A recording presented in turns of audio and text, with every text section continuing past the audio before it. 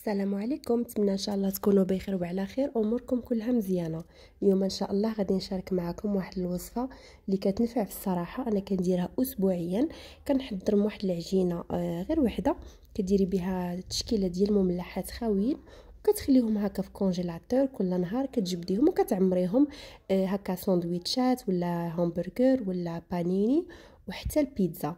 العجينه ديالهم اللي سهله ما فيهاش نهائيا تعقيدات، وفي نفس الوقت كتخرجي منها 4 ديال الاشكال كيف ما كتشوفوا معايا. هنا دي ميني بيتزا كيجيو صراحه رطيطبين، وهنا عندي الخبز ديال الساندويتش حتى هو كيجي غزال رطيطب وكينفع بزاف ديال الوصفات.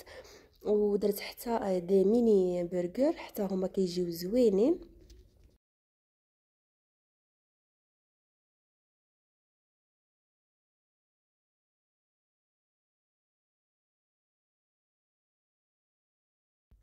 كيف ما كتشوفوا معايا كيجيو خاويين من الداخل الصراحه، حسن ديال برا اللي كنشريوهم واجدين. وكتعطيك واحد الكميه اللي هي كبيره تبارك الله. وهنا راه الحجم ديالهم راه كبير. هنا هذا الخبز ديال بانيني حتى هو كندير له نص طيبه، وفاش كتبريسيه في الاله ديال بانيني كيجي بحال ديال برا تماما.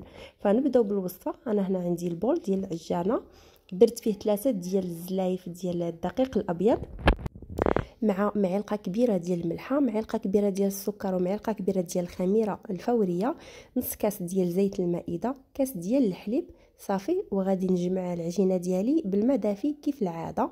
كنديروه تدريجيا وحنا كنجمعوا في العجينه وكندلكو حتى كنحصلوا على واحد العجينه اللي هي لينه، كتجي رطيبه ماشي خفيفه كتلتصق في اليدين، وماشي قاصحه عاود باش ما يجيناش داكشي مدقس. خاصها تكون خفيفه ورطيبه، ومن الاحسن حاولوا تدلكوها شي شويه باش يجيو معكم هاد المملحات رطيبين وناجحين.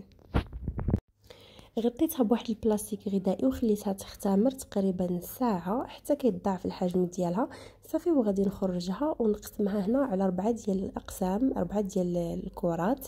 كيف ما شفتوا معايا درت 4 ديال الشكيلات، ميني بيتزا وبانيني ودي ميني برجر وخبز ديال الساندويتش. هنا غادي نقسمها على 4 على حسب شنو بغيت ندير انا.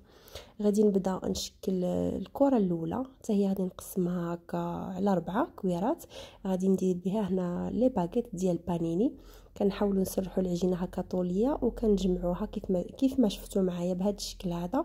وغادي نحطها في صينيه ديال الفرن اللي مدهونه بالزيت، ولا ديروا الورق ديال الطبخ صافي. وغادي نخليهم يزيدوا يختمروا المره الثانيه حتى يضاعف الحجم ديالهم. بالنسبه للشكل الثاني اللي هو البرجر كنشكلوه هكا كويرات صغار، بغيتو ديروهم كبار ديروهم كبار، بغيتو تصغروهم ديروهم صغيورين. هنايا الكره الثالثه درتها دي ميني بيتزا.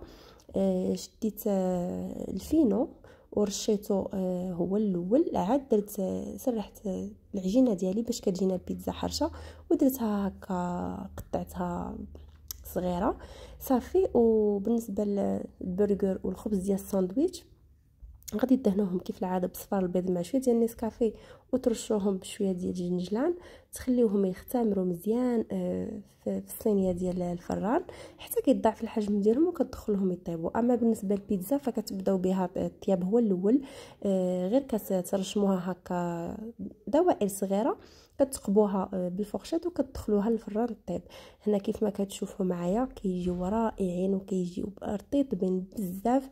بالنسبه للبيتزا كتجي رطيبه، وحتى البرجر والخبز ديال الساندويتش والخبز ديال البانيني كيجي رائع الصراحه، كيجي حسن ديال برا. انا ما كيخطاونيش، دائما كنحاول ندير واحد الكميه اسبوعيا، كنديرها نهار الاحد وكنديرهم كنقسمهم كنديرهم في الثلاجه هكا ما كنحرش نهائيا في الاسبوع.